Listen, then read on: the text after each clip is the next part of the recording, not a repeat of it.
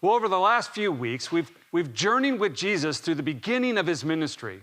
If you remember, as Jesus is baptized, his Father comes from the clouds and says, "This is my Son with whom I'm well pleased." And immediately he's taken into the wilderness. He's tempted by Satan. He overcomes those temptations. And then he goes to his hometown.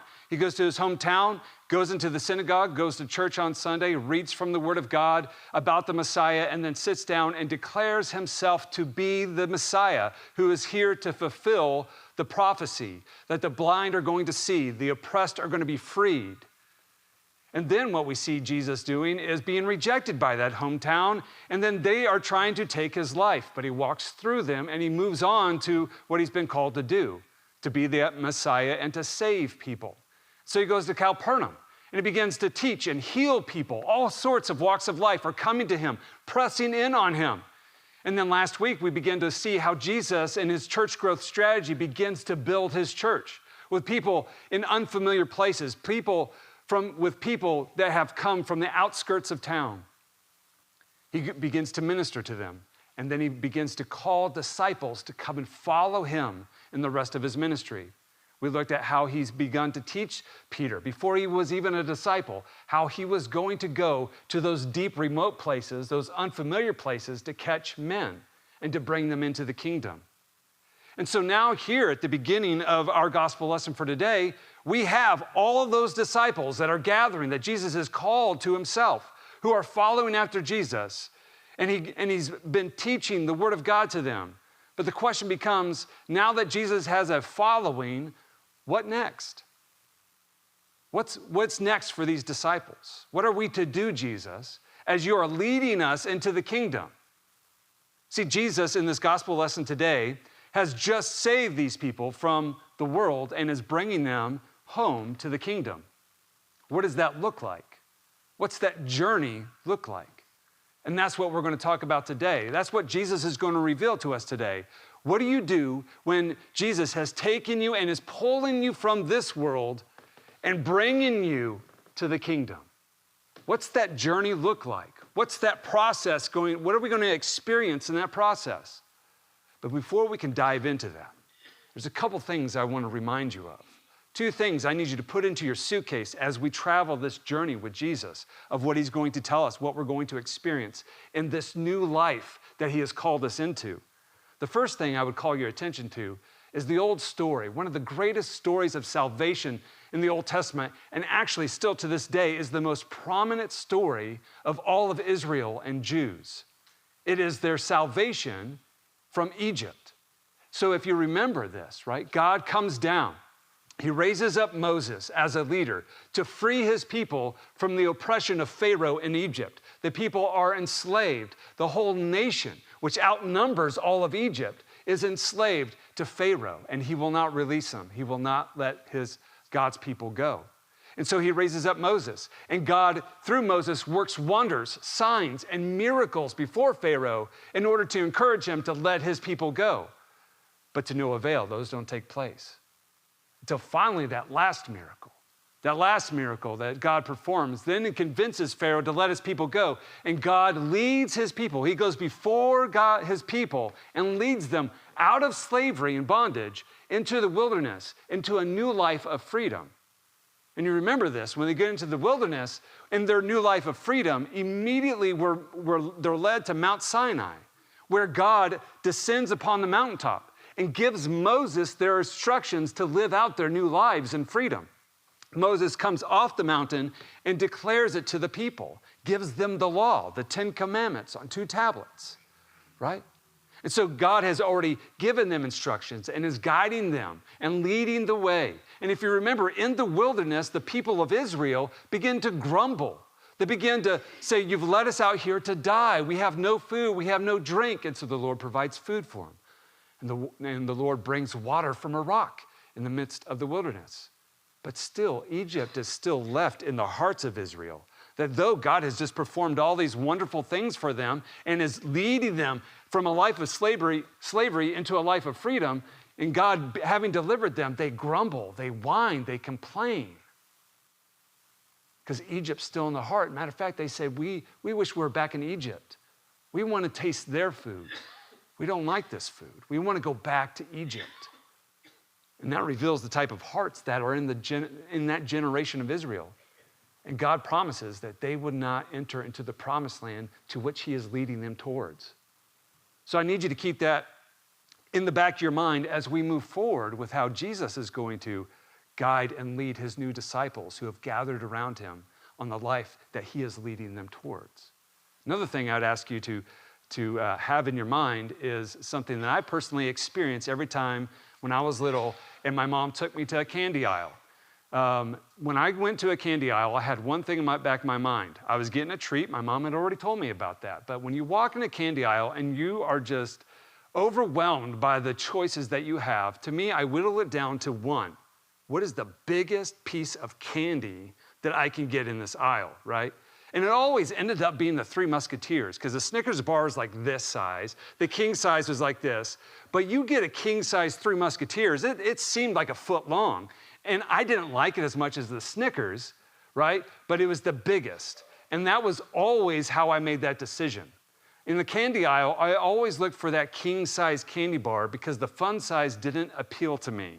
We all in our lives are wanting more. We all are wanting the best thing for our lives. This is something that we are all wired with. Sometimes we look at other people's lives and we think that they have what is best and better, and so we covet after those things. The reason why I'm saying this is because in order to understand this journey that Jesus' disciples are on, you have to understand that Jesus is comparing a fun-sized candy bar to a king-size candy bar. This is the world, this is the kingdom. I'm leading you there. But if you crave the fun-sized candy bar and the Egyptian food, you're probably going to get a little frustrated and you're going to find a lot of failure on this journey. What he's saying is keep the king-size candy bar in the forefronts of your minds and let that be the hope of which you aspire to attain to. Don't look back for the fun-sized candy bar because you're starving and you just need a little treat. Use your hunger and your appetite and go this way to the king-size candy bar. I'm sorry for the poor analogy, but food is my analogy for all of life. So now we come to what we all refer to as the Beatitudes. And Jesus is demonstrating and teaching his disciples about this journey they have begun to experience with him, leading the way. And so we come to the first beginnings of the journey, where Jesus, as we're told, he turns his face. I believe it's verse 20. He turns his face to his disciples, and he says, "Blessed are those who are poor, for yours is the kingdom of heaven." This is the best place to start. This is number one. The journey on the road to home, the true home, to the kingdom, begins with humility. It begins with having a poor in spirit. Every one of those disciples gathered around Jesus who are following him have left their lives behind because their life had nothing to offer them. They are bankrupt spiritually. They have nothing to offer. This isn't just being poor financially. This is being poor spiritually in all of life. They recognize the world has nothing for them. And they see that Jesus bears truth, Jesus bears hope, and Jesus bears a home that they all want to go. And so Jesus says, you must be poor in spirit. This is how the journey begins. There is nobody that stumbles into the kingdom. Everybody comes into the kingdom by hearing about it, hearing the good news of the kingdom of Jesus Christ, and believing and trusting. And that can only take place when you recognize that you are a sinner, that this world has nothing for you, that you need salvation, and Jesus is him. So he says the journey begins the reason why everybody's here is because you're all poor in spirit. You can't save yourself. The world can't save you, but I can. You're bankrupt, but you see that I have the riches to fill your account. You come and follow me. And so Jesus says the poor in spirit, what do they get? The poorest of this world, the lowly of this world, the ostracized, those in the unfamiliar areas that are following after Jesus. You have nothing right now, and you don't need anything for this journey because you have everything in me. But you are going to inherit more than you can ever hope or imagine. So right from the get-go, he says, if you have nothing, you're in the perfect place because you're about to have everything. That's the king-size candy bar he's leading to believe. But not only that, this message, this journey isn't for everybody. It's only for those who are poor in spirit. You cannot tell about this journey to someone who has not placed their faith in Jesus, who has not been a disciple. Jesus turns his face and teaches not just crowds, but his disciples, we're told. Luke is intentionally telling us he is talking to his disciples, not just anybody. So this message of what Jesus is about to tell them about the journey homeward can only go to those who have placed their faith in Jesus. If you were to give this message to somebody who has not yet placed their faith in Jesus, they're going to get a little frustrated, and they're going to end up trying to apply something that hasn't started out with Jesus. They're going to find themselves trying to work their way to the kingdom rather than being led to the kingdom by Jesus. And that's just not how it works. The second thing that Jesus communicates about this journey is that there's going to be a new appetite that is going to take place in you, that your taste buds are going to start changing, that your relationship to rules and the law is even going to change. Jesus is letting them know that blessed are those who are hungry now, for you shall be satisfied. And we know that in the Beatitudes in Matthew, what he's ultimately talking about is blessed are those who hunger and thirst for righteousness, for they will be satisfied. This isn't just an earthly hunger with hunger pains that you just need food for. This is a spiritual nourishment. And the ways of the world do not offer you sustenance because they don't offer you righteousness. But you are going to have an appetite change. Your taste buds are going to change.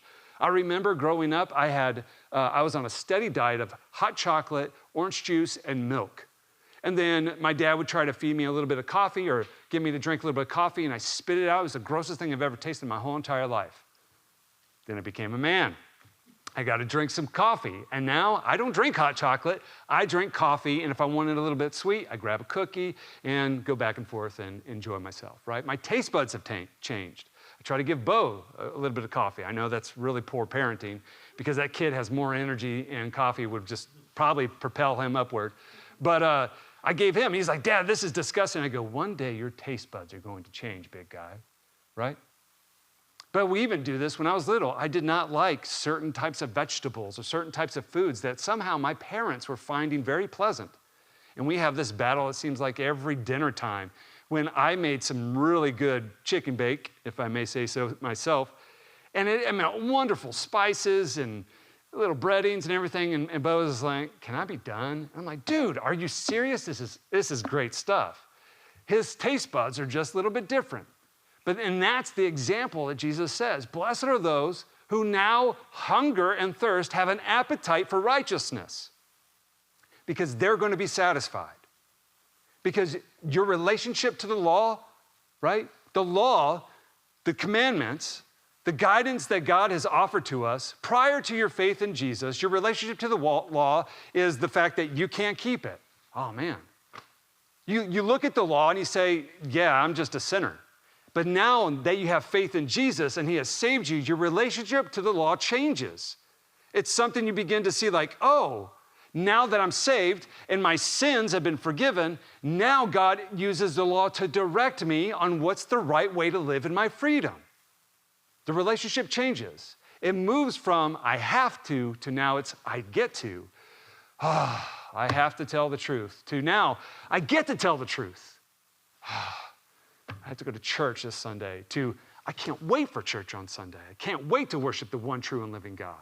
The relationship to the law changes. He says, the good news is now that you're with me, now that you've trusted in me, now that we're on this journey together, your appetites are going to change. Your taste buds are going to mature. And now you're not going to desire the things of the world. You're going to desire the things that only the kingdom can provide. And good news, you're going to have your fill. You're going to get those little sleepy moments because you're going to be so full of my righteousness working out in your life.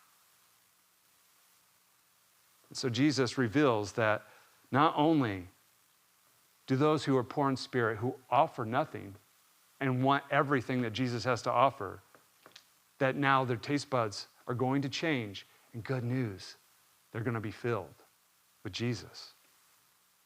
But not only that, he does kind of offer some sober advice along this way. He tells us, now look, this journey that we're beginning on. We're all here at the very beginning of this journey. I'm going to lead us, but I want to tell you, there are some rough patches up here. And if you have weak ankles, you might find yourself rolling your ankles. I can testify to that. I have extremely weak ankles. This is why I don't hike a whole lot anymore. Jesus says the road's going to be hard. It's going to be difficult. And it begins with verse 21. Blessed are you who weep now, for you shall laugh. This road will have moments of sorrow, if not a lot of sorrow. But trust me, those who are mourning, it's going to turn into laughing. It's what he's promising. And again, you're going to be surrounded by realities that are not of the kingdom. They're of this world. Your eyes have changed. Your mind has changed. Your taste buds are changing. And everything you're going to begin to look around is not going to be bright and Skittles and unicorns. It's going to be challenging. It's going to be tough. You're going to face rejection. You're going to face suffering. You're going to face isolation. The world is going to do some things to you as they're watching you run by that you're not going to like. And you're going to feel all alone in this world. But keep the king-size candy bar in front of you, because they're going to be sitting there eating what looks like fun-sized candy bars, saying, if you're hungry, just come over here and eat. Jesus says, don't. Don't celebrate the things of the world. Mourn, because they don't lead to the kingdom. So you're on this journey. He says it's going to turn into laughter, but you have to trust me, because it won't seem like that right off the bat. You're going to be ostracized. You're going to be insulted. It's going to be a marathon race. Have you ever watched a marathon race or ran a 5K or anything? You have the runners, the people that are participating, and then you have their family and their friends running, or not running, but hanging on the side in the crowd. That's the race to the kingdom. The world is sitting here watching you run by saying, you are one big pathetic loser. What are you doing? You're going to be running past billboards that are going to say, hey, if you exit now, you can fill that stomach of yours just for the night. There's going to be billboards that are going to say, hey, pull in here and you'll find rest for a few days. And Jesus is going to say, there's no rest here. Don't exit off. Stay on the road. I know it's sorrowful. And the reason why it's sorrowful is because you are being pulled from this world, something we're all born into. Something that we are at this point in the disciples' life that they're used to, and they're brand new to this new way of life of freedom. And they're being pulled from this world, and they have to mourn the relationships that they have to let go. They have to mourn the appetites that they once had that they found satisfaction in. They're going to have to mourn the fact that they got to let go of their past and they can't have it carrying on with them anymore. They mourn all of that, and it's mournful because they are in the process of dying, because if you die to yourself, guess what? You find the newness of life, and there's joy and laughter here. That's the king-size candy bar. This is the fun-size candy bar. It's temporary, it's little, it's pathetic because it's gross and it's riddled in sin, and it hurts to be pulled from it, but I promise you, those pains turn into joy everlasting. Blessed are those who weep now, for they shall laugh.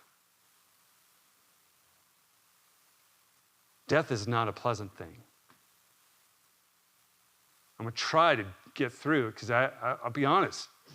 I'm really holding my emotion back on Larry. Death is one of the hardest realities that this world ever faces, but you need to look at it. It's sobering. It reminds you that what this world offers you is death. That's the outcome. No matter how much fun you have, how many days you can calculate, like, ooh, that's good, that's good, that's good, that's bad, that's bad. No matter how much you want to calculate and be an accountant about that, it all ends in death. And there's only one way to life, and that's through Jesus Christ. An eternal life, a life everlasting, a life full of joy, a life full of wiping those tears away so that you can stream tears of joy. That's what Jesus offers us. And death isn't easy. It's sobering. It's hard. And Jesus says, leave behind your vocations. And now what Peter did, we looked at it last week, left everything behind. A family business of being a fisherman, he left to follow Jesus. Leave behind your relationships. Leave behind your memories. Leave behind the gross sin that has caused you to be poor in spirit. You're forgiven now. You're a citizen of a new place. I'm taking you there. Trust in me. Follow me. And this journey that you're going to be on is going to be watched by the world. And they're going to offer you distractions and temptations to lure you to pull off. But stay the course. Recognize that they are going to insult you.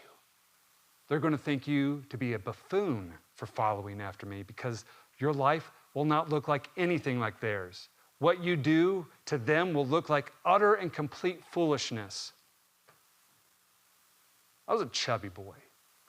My great-grandma, Mamma Sonder, sweet old lady, was, the one who actually probably, I would say, made me chubby because she would always bake me nachos and pizza, followed by like all the cookies I'd ever want. But she was just the most amazing woman in my whole entire life. But I was just like, Mama, kids are making fun of me at school. She says, Bruce, sticks and stones may break your bones, but names can never hurt you. And I would say that. No matter how many times I would say that, I just have a hard time believing it. And that's what Jesus says. Jesus says, blessed are you when men hate you and ostracize you and insult you and scorn your life as evil for the sake of the Son of Man. Be glad in that day and leap for joy, for behold, your reward is great in heaven. For in the same way their fathers used to treat the prophets. They're going to ostracize you because of who you're following. Your life looks so drastically different that they're going to feel maybe a little convicted, like, why is that person doing that? They think they're better than me? They're going to hate you. But here's the comfort. They hated Jesus and they killed him. The God of all comfort, the God of all rest, the God of all goodness and kindness and mercy and joy, the sinless Son of Man. And they hated him. And if you are following after him, they're going to hate you too. They're going to ridicule you, insult you. And it's going to be hard. It's going to hurt. But Jesus says, rejoice in this. Use that as the mark, as the measuring stick that can tell you how far along this journey you are. Let that motivate you to continue to run for the prize by fixing your eyes on Jesus. I'm going to lead you to a kingdom. And unfortunately, we got to pass through towns and villages that are of this world, to which you're not a citizen of. You're a citizen there. I'm going to lead you there.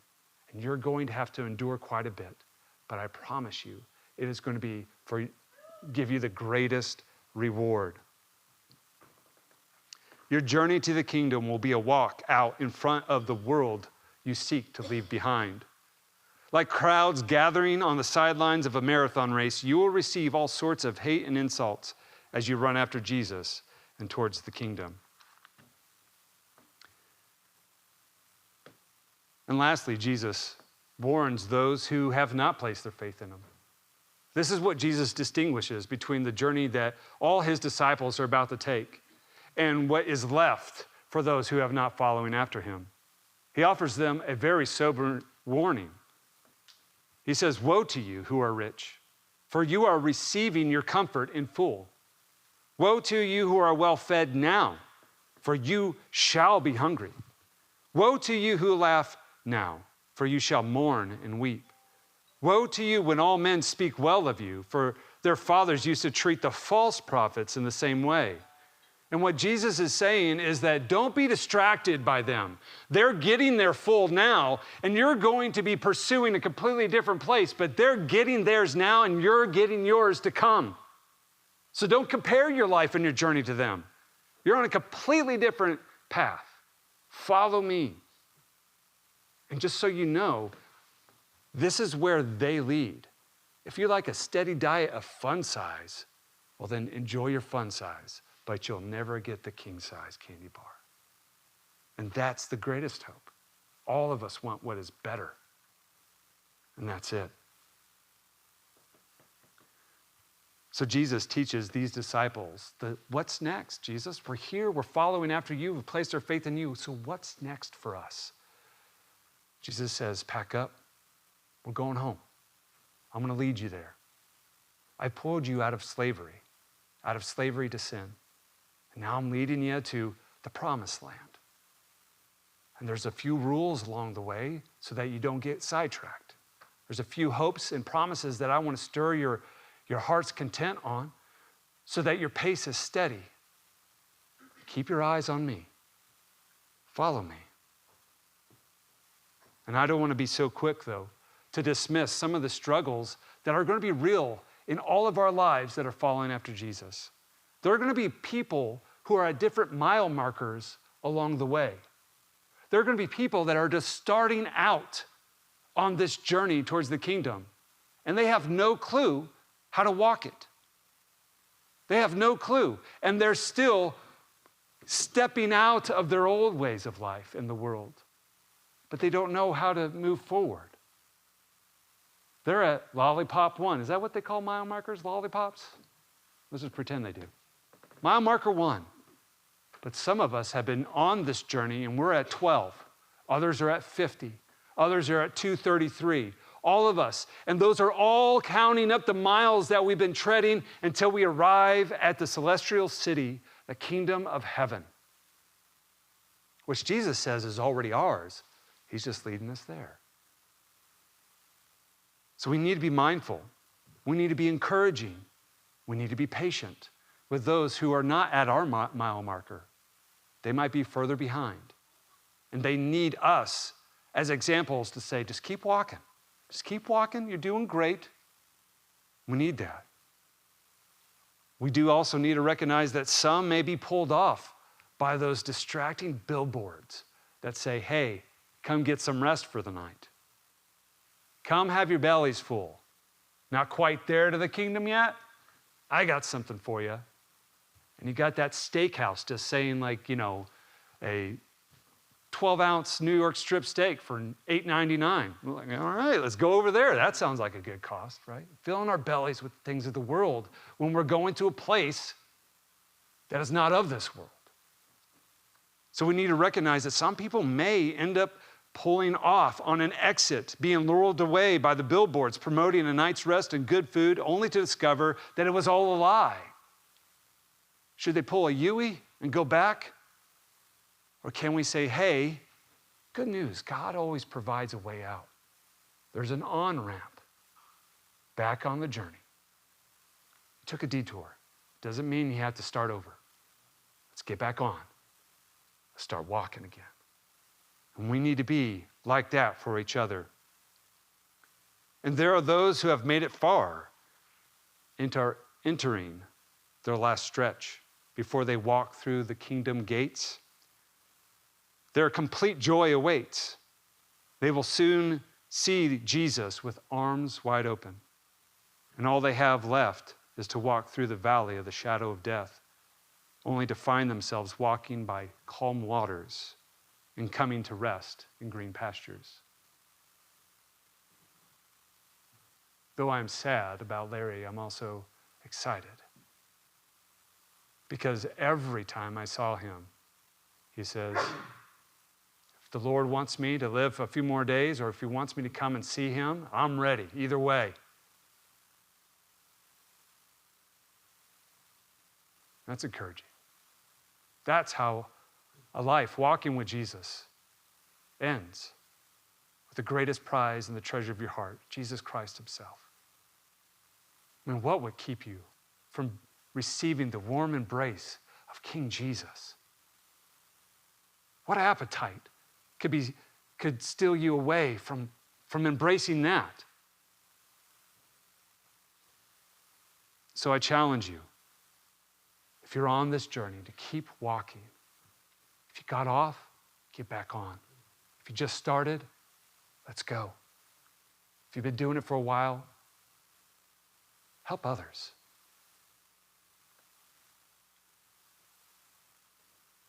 Do you desire to go home to the kingdom?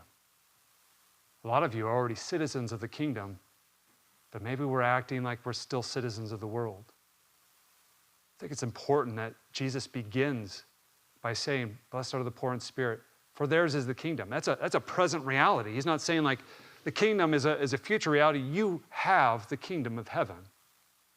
And we're on a journey to make that realistic in your life. It's a now, but also not yet. So I challenge you to think about these things, to consider what Jesus is teaching his own disciples. What's next? Would you consider that this morning? Would you think about this? And I guess the challenge is, unlike Israel, may we be a people that are completely satisfied with the food and the water that God gives us in the wilderness, that we don't desire anything from Egypt anymore, but we desire everything that the promised land, the land flowing with milk and honey, is going to afford us. And that's the prize. And everything we do on a day-to-day basis moves us closer and closer to that place. Let's pray.